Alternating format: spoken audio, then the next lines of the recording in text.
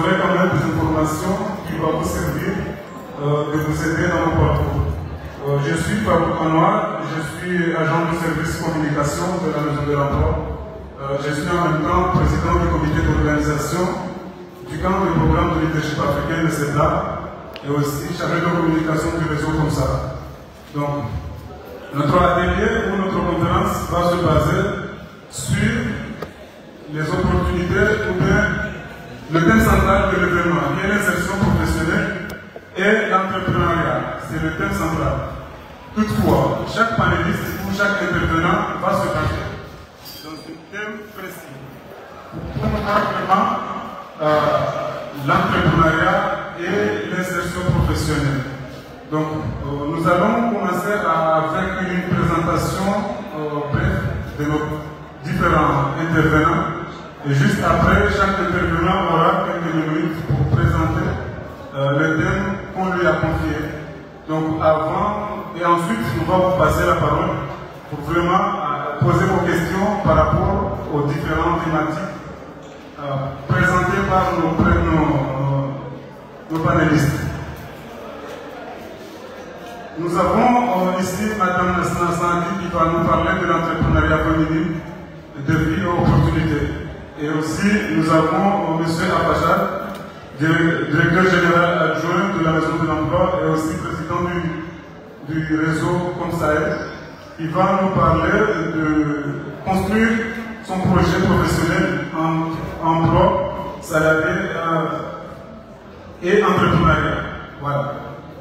Donc, sans plus tarder, je vais passer la parole à nos intervenants, en commençant par Mme Nassina Sandi, pour se présenter et présenter son parcours.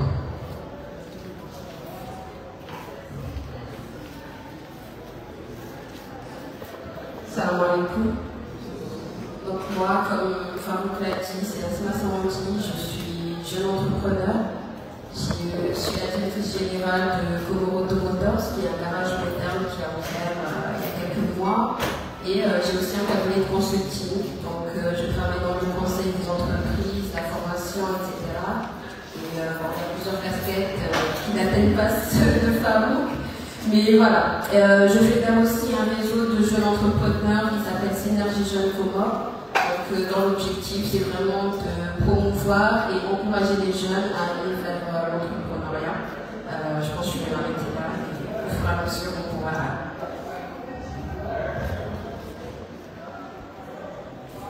Merci beaucoup pour votre présentation. L'idée de demander à nos panélistes de se présenter, c'est vraiment de vous donner l'opportunité de voir à quel point notre panéliste ou notre intervenant peut vous aider dans vos différents projets professionnels et personnels. Donc, on sait déjà qu'il s'appelle Nassima, mais l'idée de lui demander à se présenter, de présenter son parcours, c'est pour pouvoir vraiment lui permettre à tirer profit de son parcours. Comment vous pouvez vous appuyer sur son parcours. Maintenant, je vais passer la parole à M. le directeur général de l'emploi pour se présenter et présenter brièvement. Ok, merci, monsieur le modérateur de la parole. Donc, moi, c'est Arfachel Baga.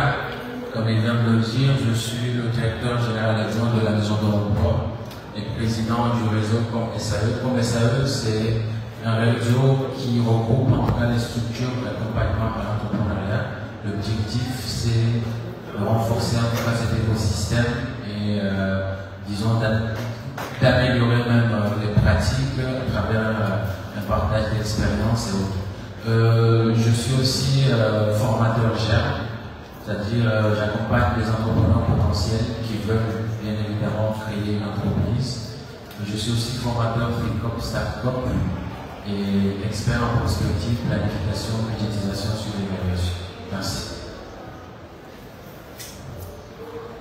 Merci beaucoup pour votre présentation. Je pense que nous avons les bonnes personnes qui peuvent vraiment nous parler de l'entrepreneuriat et aussi de l'insertion professionnelle. Parce que de l'autre côté, nous avons Mme Nassina Sandi qui est une jeune entrepreneur.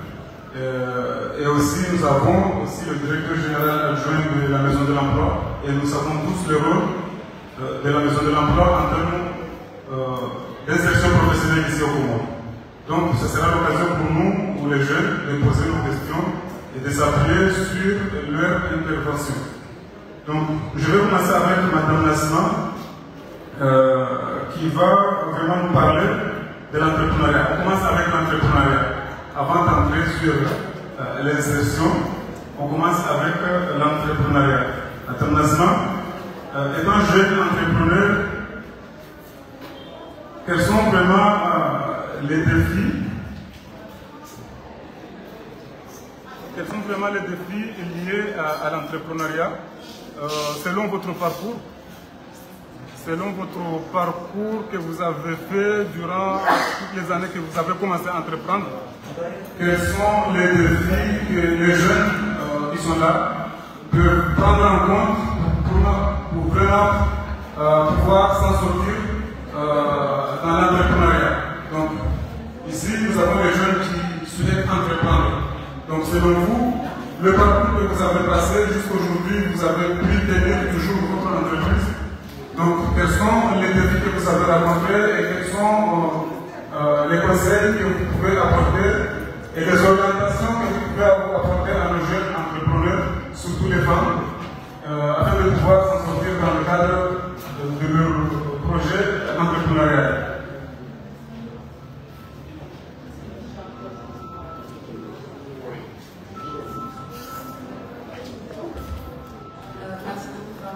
Alors je dirais le premier défi c'est déjà d'oser, oser entreprendre, parce que je pense qu'on est plusieurs à avoir des idées plusieurs à vouloir faire des choses, mais peu sont ceux qui osent vraiment mettre ces idées en action. Donc ça c'est le premier défi, c'est de se dire qu'aujourd'hui, moi par exemple j'avais un emploi stable avec un salaire chaque mois.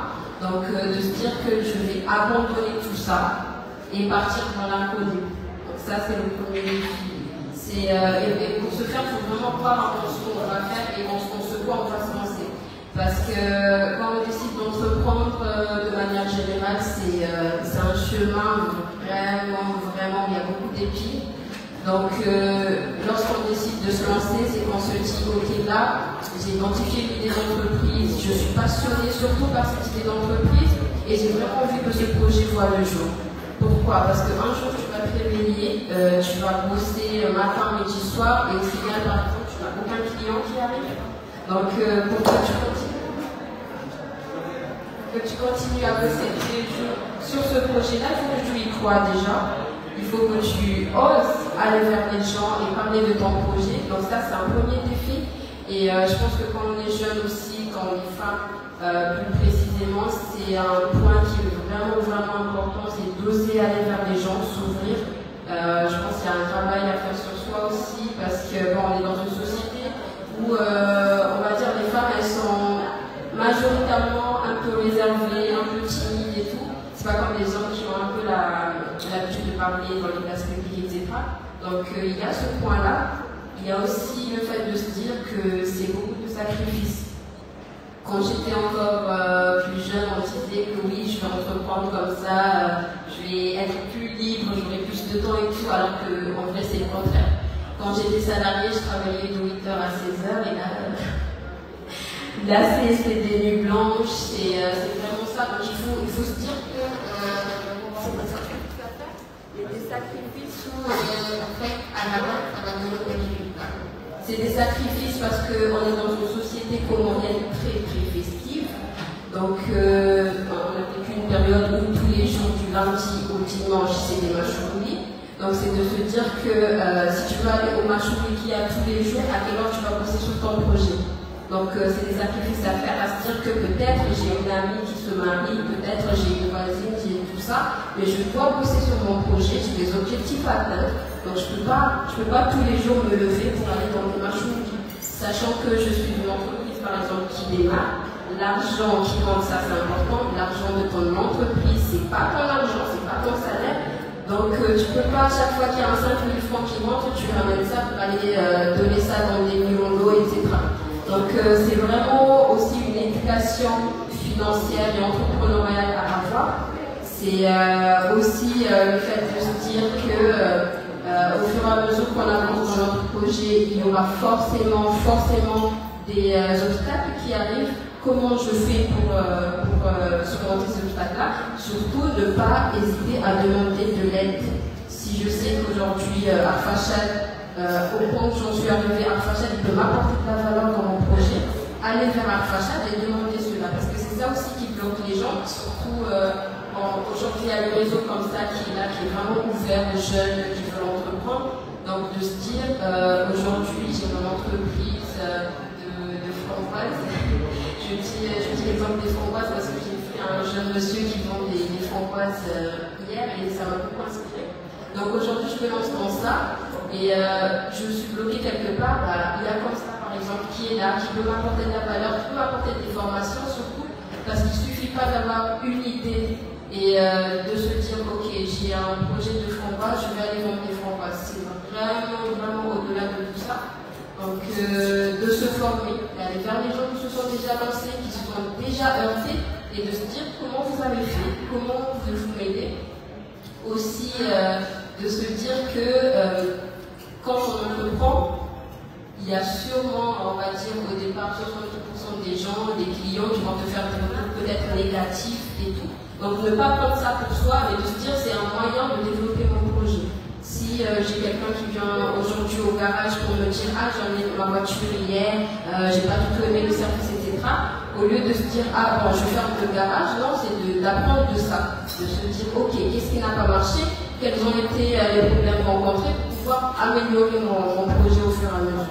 Donc je pense que c'est de l'apprentissage au quotidien. Moi personnellement, je ne l'ai pas dit dans ma présentation, mais moi j'ai fait une formation, vraiment mon parcours, j'ai que ça. J'ai un master en entrepreneuriat et développement international. Donc ça, c'est des choses que j'ai appris pendant 5 ans de ma vie scolaire. Donc 5 ans à apprendre l'entrepreneuriat, mais j'ai envie de vous dire que ce que j'ai appris à l'école, c'est moins que ce que j'apprends tous les jours quand je me réveille pour aller au travail. Donc c'est vraiment quelque chose qui s'apprend sur le tas, mais il faut vraiment savoir tirer le positif de tout ça et vraiment se dire que j'ai des objectifs à atteindre tous les jours, comment je fais pour les atteindre.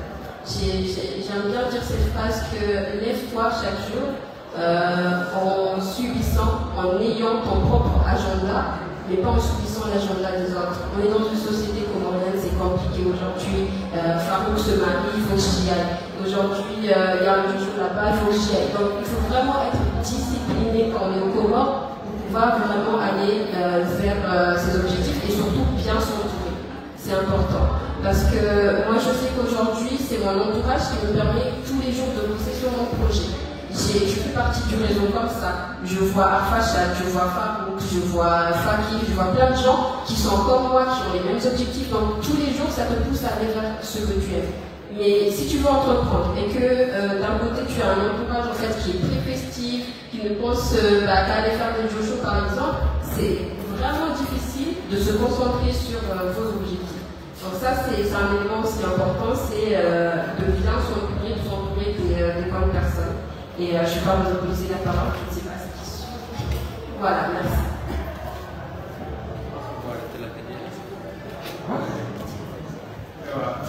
Merci beaucoup, Madame Lassina. Je pense que vous avez tout dit.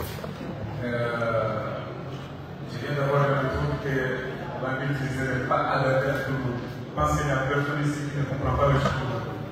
N'est-ce pas? Tout le monde comprend le chiffre. Donc, j'ai un retour que le français n'est pas adapté à tout le monde. Donc, alors que si on vient ici, c'est pour profiter de cet atelier et profiter de vos expériences et vos compétences pour vraiment s'en sortir dans nos vies professionnelles. Donc, à partir de là, on va commencer à parler de notre langue. Donc, même si la cochine d'achat, on va essayer. Voilà, Nasma a vraiment partagé l'expérience à Odessa,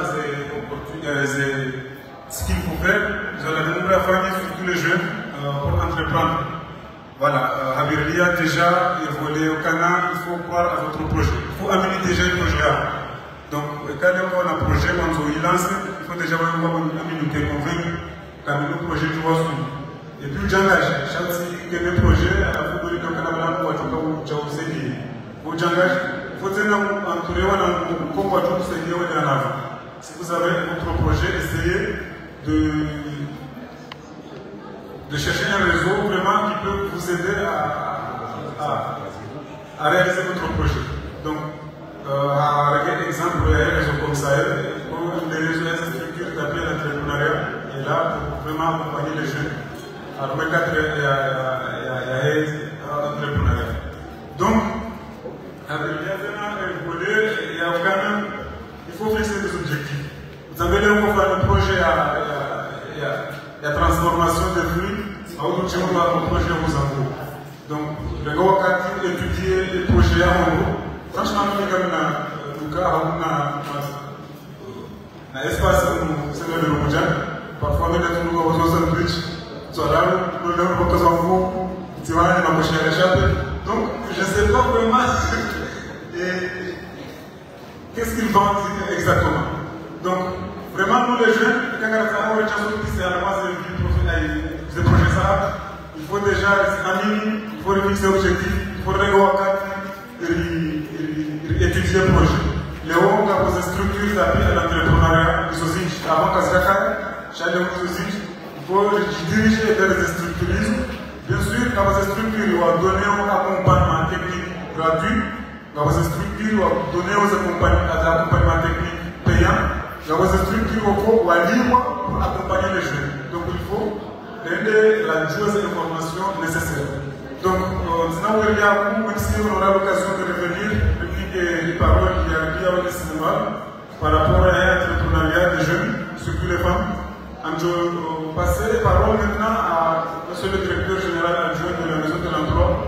Oui, je dirais surtout à construire votre projet professionnel entre emploi salarié et entrepreneuriat. Léo, comme ça, déjà, il met en place ces projets professionnels.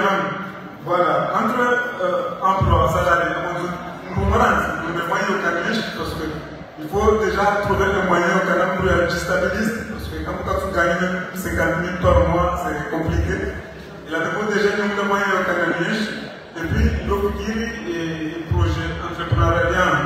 Donc, directeur général adjoint, nous avons une expérience pour aller parce que déjà, la Maison de l'Emploi, c'est vraiment l'institution qui accompagne, l'institution qui accompagne les jeunes à l'insertion professionnelle, nous l'avons comptabilisé. Donc au même moment, il accompagne à orienter les jeunes vers l'entrepreneuriat. Alors il est la bonne personne pour nous parler de thématique. Entre emploi salarié et entrepreneuriat. Monsieur le directeur général adjoint, président de la maison comme SAR.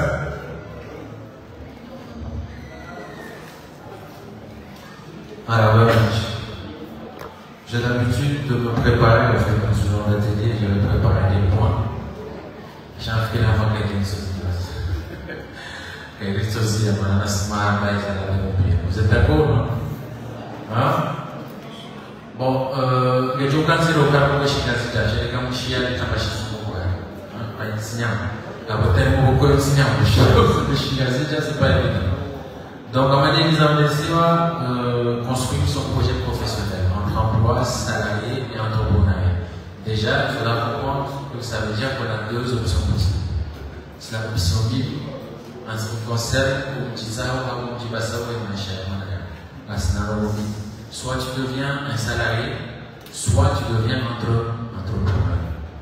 Donc, comment on construit un projet professionnel? Je me raconter un exemple, il y a une semaine. En fikiri je mon échec pas ou en allant ou en awasu.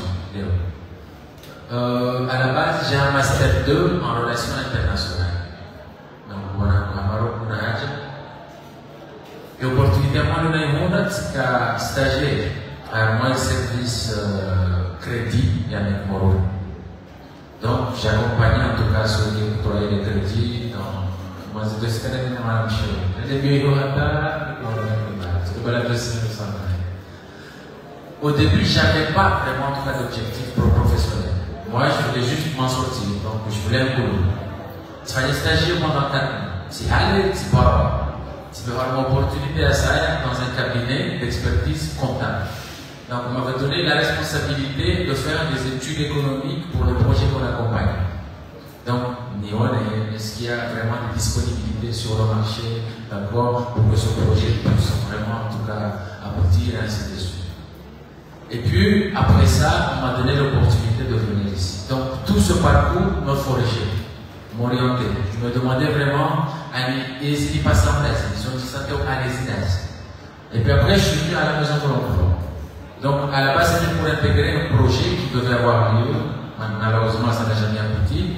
Mais j'ai intégré l'équipe. À cette époque, on n'était que 4 à la maison de l'emploi. Le Kawaii en base. D'abord, il y a un peu de temps à construire. Je ne sais pas si vous mais si vous avez à la maison de l'emploi, vous devez accompagner ma majeure. Donc, la question c'était d'enregistrer des demandes d'emploi. Mais il n'y avait pas de suite. Donc, je posais tout le temps la question.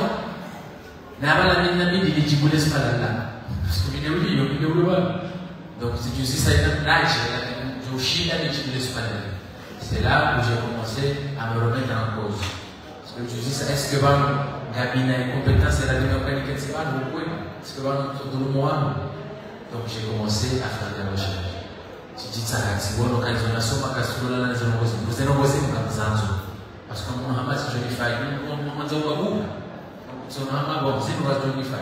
c'est là que j'ai commencé à faire des recherches. D'accord? Que ce soit au niveau pour l'emploi, cette procédure doit se mettre en place, c'est à ce moment-là que j'ai commencé à mettre en place des dispositifs d'accompagnement. Il fallait que je me forme, encore une fois, pour que je puisse vraiment mieux accompagner les gens. Donc j'ai pu suivre des formations modulaires, en tout cas au cas où la Tibazora me dominait dans la carence de jusqu'à ce qu'aujourd'hui je devienne directeur général adjoint. Donc, c'est pour vous dire que quand on a un objectif, donc construire son projet professionnel, l'aspect, déjà il faut établir un objectif professionnel précis. Quand on a limite, c'est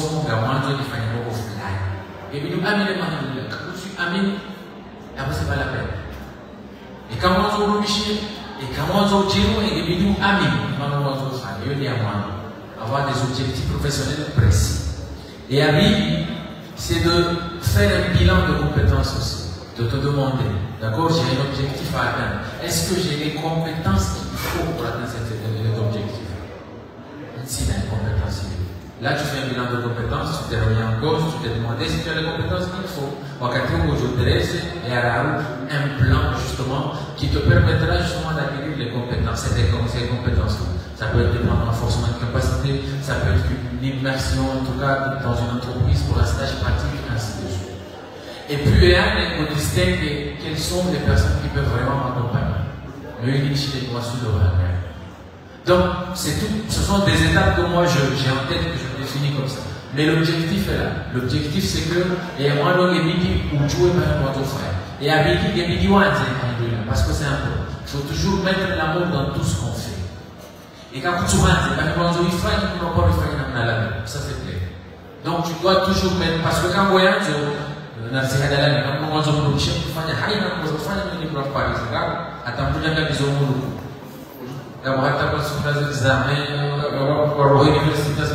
donc c'est la même chose. Quand tu aimes quelque chose, tu mets la volonté, le temps et le courage nécessaire justement pour y aller.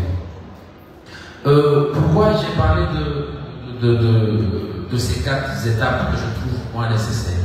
Parce que et constat le niveau c'est que mon Komori n'a pas le mon Komori et Kahachua il y a licencié à eux c'est maintenant pour à la fin quand il a déposé le dossier maison de l'emploi il a besoin de chômage il y a encore quand il n'y a pas de justice, est-ce qu'avec cette licence, j'ai vraiment les compétences qu'il faut pour exercer un métier? Mais vous en avez souvent, mais c'est une réalité. Il y a un moment à l'université, on va faire un AES, GA, LEA, NMF. Je donne l'exemple, je sais que si je n'ai pas bien fait un AES, c'est que si c'est débouché et à la filière. Quand on chie à la filière. On le voit, on a savé la grave. On va faire un AES, on va faire un débouché sur le lien des filières, on va faire un AES. Et comment tu veux travailler dans le coup tu vois, ne serait-ce que les débouchés liés à la filière que tu as fait. Donc imagine, nous voulons distinguer d'abord les débouchés liées aux filières et voir vraiment le débouché qui correspond aux jeunes avant justement de préparer un accompagnement renforcé. Donc, ce sont des étapes à tenir compte. Donc, quand on a un atelier, ils ont pas de formation. Les formations des tours sont comme un boucher ou donc, ce qui est le cas de mentalité, il y a une question parce que c'est important. La vie il y a une quinzaine de développement. La compétence est bon manada, quand on s'y dit, on n'a pas réussi à mon cas. Et la biohata, ce sont les compétences de base. Quand on a cherché l'emploi, il y a quelques jours. Le premier, c'est quoi? Le maîtrise de la connaissance. Et moi, je reste dans la connaissance. Et c'est une réalité. Moi, c'est une licence 1, une licence 2, une licence 3. Et pour la licence 1, la licence que quand tu as la licence 1, la licence 2, la licence 3, la licence 2, licence, le diplôme, il y a 3 ans d'études, tu vas faire à l'université. Quand tu as la licence 1, la licence 2, la licence 3. À l'université, vous avez 2. C'est-à-dire, par exemple, on remet le système LMD, surtout au Maroc, par exemple, quand on fait un droit général, les 2 ans, on te donne un 2. Et la 3e année, on te donne le choix d'aller faire droit privé ou droit public. Donc, le licencié, tu peux avoir une licence en droit public ou une licence en droit privé. Donc, évitez d'écrire les licences 1, licence 2, licence 3 dans vos CV. En tout cas, comment ça va se faire? Mais je vais dire, c'est le cas, il y a des CV qui ont information du Canada. Donc, CV, d'abord, ça va financer pour que la vie puisse exister. Et à moi, après, disons si, quand on a une situation matrimoniale, on va avoir des identités, je ne sais pas comment vous appelez ça. Après ça, c'est l'expérience. Si tu n'as pas d'expérience, ça c'est autre chose. Et même avant l'expérience, il faut dresser un profil. Ton profil, c'est quoi? C'est-à-dire, c'est ce que toi tu maîtrises. Ce sont tes compétences techniques, en tout cas, que tu disposes. C'est pour vous dire à quel point les diplômes, ils sont en dernier, vraiment en dernier lieu. On commence par ça, le profil, après l'expérience, après ça, c'est des formations techniques et professionnelles. Il veut dire différencier une formation professionnelle et une formation académique aussi. Une formation professionnelle, d'abord l'université, on a fait une formation informatique bureautique, par exemple. Là, tu as fait une formation professionnelle parce que tu as maîtrisé un outil qui te servira demain dans le monde professionnel. On est au test de caisse, si on a fait une formation modulaire sur le métier. C'est une formation professionnelle. Donc, c'est après les formations professionnelles qu'on met les formations académiques. À quel point, on dit souvent que l'université est l'ouverture d'esprit. Il y a moyen au Chili ou maîtriser ce nombre, ça dépend aussi des universités. C'est de mon bail au Carfacha qui n'a pas de l'université à la Gaïasoma. Ça n'a rien à voir, c'est pas ce que je dis. Je suis en train de dire qu'au Canada, il y a des compétences transversales qui sont importantes et qui disons, à part les diplômes académiques qui vous donnent à l'université aujourd'hui. Donc, d'abord, il y a lettre de motivation. Il y a des compétences à venir, là, qui maîtrisent. Sur le drague à ma lettre de motivation. Ça arrive. Dans une lettre, tu peux voir l'envie que j'ai, en tout cas, pour intégrer votre équipe est plus fort que le soleil quand il est au zénith. Donc, je mettrai le temps, la rigueur qu'il faut. C'est parce qu'un chef d'entreprise veut savoir aujourd'hui.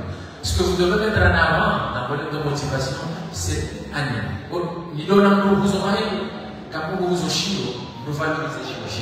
C'est pas ça. Quand tu vois un article, d'accord, tu essayes de décrire cet article et de faire en sorte à ce que les clients potentiels voient, il y a utilité et qualité, mais l'impact, en tout cas, aujourd'hui, donc, il y a ça. Je suis en train de vendre des compétences. Là, on a compétences aussi. Donc, ce qu'il faut faire comprendre à l'entreprise demain, vous voyez les Ghana et quand vous regardez pour notre histoire, parce que j'ai des compétences qu'il faut. D'accord? Et surtout, l'outil focalisé rarement, il a posé pour quand on va donner le candidat. Tu n'es pas obligé de parler de toutes tes expériences. Les expériences liées au poste auquel tu es candidat, mais aussi les compétences techniques que tu disposes et ce que tu peux apporter à cette entreprise et quand on recrute. Alors, Et à la compétence rare, c'est l'entretien. D'accord que l'entretien est nécessaire. Chez quand vous avez de motivation, vous avez pour n'importe quoi pour dire ça, et c'est bien que et tapez les entretiens. La réunion de des questions standards, on vous posera toujours dans les entretiens. D'accord? Donc c'est important aussi de prendre en compte tout ça. Donc essayez, d'accord, d'aller chercher sur le net. Évitez les TikTok, évitez les Snapchat, je ne sais pas quoi. Tout est sur Google. On te demandera toujours de te présenter. Ça, c'est une réalité. Mais quand on te demande de te présenter, évitez de dire j'ai fait la classe de 6e l'année 2000, après ça j'ai eu le PC l'année je ne sais pas combien, et c'est à partir de là que j'ai eu mon bac, je m'appelle Al-Fachad, j'ai 2 enfants, je viens de Zouani, mon quartier s'appelle Algérie. Là, il y a des gens qui disent des choses qui ne sont même pas importantes. Et quand vous dites à moi, bureau, il y a ceux qui s'assoient, sans qu'on leur demande de s'asseoir. Là, on a dit sur ça, ça va, monsieur. Et on va aller chez nous, on dit. Bon. Pour parler de mon bureau, je suis là, je suis là, je suis là, non, on a vache. Na principe, on a un bureau, on a un bureau. Mais c'est un peu ce jour, je vais vous montrer. Évitez ça aussi. Et le comportement mieux est à part. Potentiellement famosissime, votre capacité de prise de risque, vos qualités, vos défauts. Et évitez de dire, par exemple, quand on recrute un agent commercial, il y a quoi de moi je suis très nerveux. Donc, quand on recrute un agent commercial, on est absolument. Donc, évitez des défauts, d'abord qui vous poseront des problèmes aussi. Il est conseillé de toujours dire, moi je ne regarde pas la montre. C'est-à-dire que quand tu travailles, d'abord tu ne calcules même pas le temps. Parce que tu es à fond dans ton travail. Donc la meilleure mission, c'est l'informatique bureautique. Les compétences de zone négative, mandat de savoir c'est la Chine et les intéressés. Donc on n'a pas vraiment le temps d'aller vraiment dans les détails, parce qu'on a la cérémonie tout de suite après. Mais je voulais juste parcourir un peu ce que je trouve un petit peu essentiel, mais tout est essentiel. Donc la maison de l'emploi reste toujours ouverte, d'accord, vous pouvez venir. Posez vos questions, nous avons des conseillers en orientation et insertion professionnelle qui sont là, qui nous accompagnent tout au long, d'accord. Mais le principe, c'est que pour entreprendre ou vouloir être recruté, il faut toujours avoir un projet professionnel. Ça, c'est un point. Merci. Madame le Monsieur le directeur général adjoint de la maison de l'emploi, pour votre intervention, vraiment vous avez tout fini. Mais je vais rester un peu à une intervention par rapport aux éléments apportés. Il y a un cherchement par rapport aux éléments. On est objectif. On est un élément on l'a dit avant de se lancer à Montaïas. Donc, avant aussi, c'est ma jolie roman. On désire répéter, il dirige les cigarettes. Et nous voulions armer et devenir, avoir armé 4 de actuellement. Et je l'ai répété à jouer les deux positions. Après ça, quand on a fait le bilan de compétences, on a fait le bilan de compétences, on a fait un plan d'action. On a fixé l'objectif des années, on a fait le choix. On a fait parce qu'on a un objectif. On fonctionne sur ce moment, on a fixé l'objectif et on a fait ça. D'abord, le bilan de compétences, le plan d'action, d'abord distinguer et on ça c'est important. Pour les jeunes, les hommes chaque entouré dans le domaine imaginez quelqu'un à l'université, il fréquente avec des gens qui n'ont même pas allé à l'école. Chaque jour, il y a des gens qui donc il faut tenir compte à même point.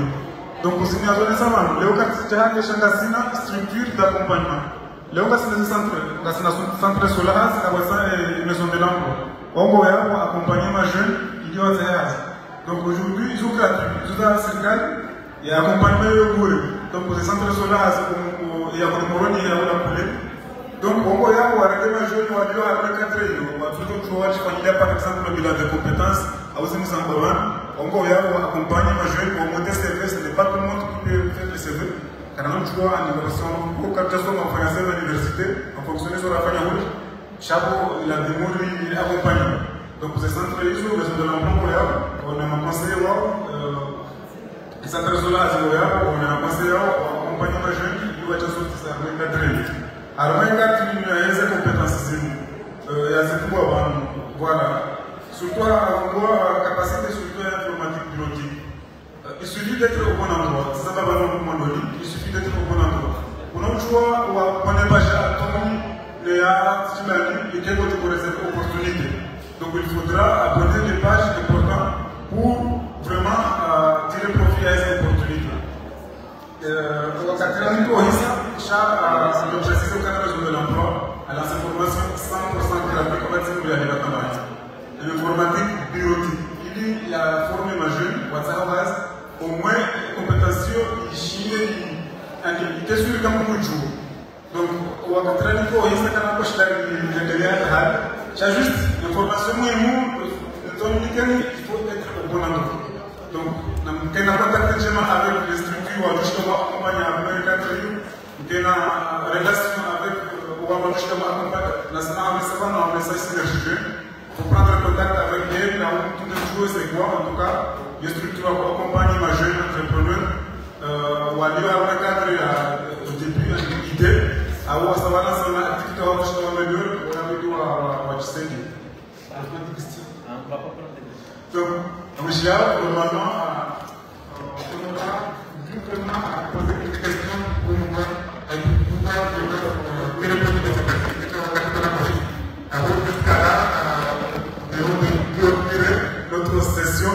En tout cas, qu'est-ce que c'est à il y aura encore des autres opportunités pour répondre aux 4 minutes d'échange.